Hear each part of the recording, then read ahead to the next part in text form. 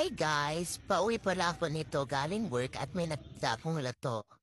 Kaya yan, bumili na rin pala ako ng suka na sobrang anghang. Yan, nilalagay ko na.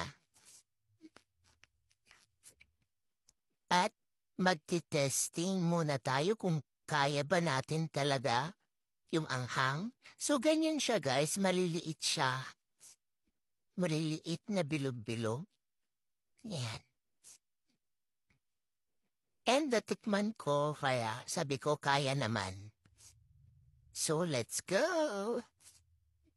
Ayan siya, maliliit na bilog-bilog.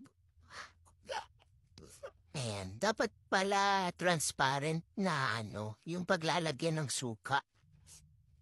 Ayan. Alam niyo ba guys, habang nire-record ko to, naglalaway ako kasi talaga namang masarap siya.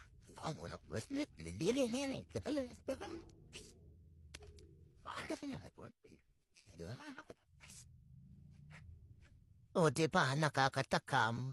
Alam niyo ba, kilala rin yan sa pangalan na sea grapes or green caviar. Tapos napaka-fresh. Tsaka medyo maalat-alat siya and super crunchy. Sayang nga lang wala akong wireless microphone that time.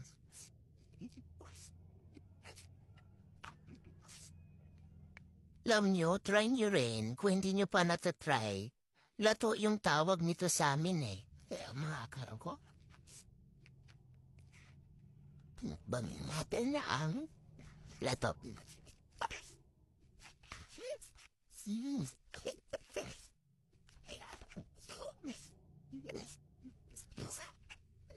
Tsaka pag bumibili kayo nito, situit na ang natin yung sama-sama.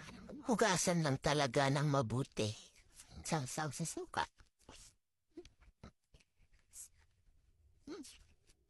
Ayan.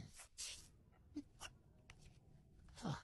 Hindi na kasi ito siya niluluto, guys. So, hugasan lang talaga ng maigi.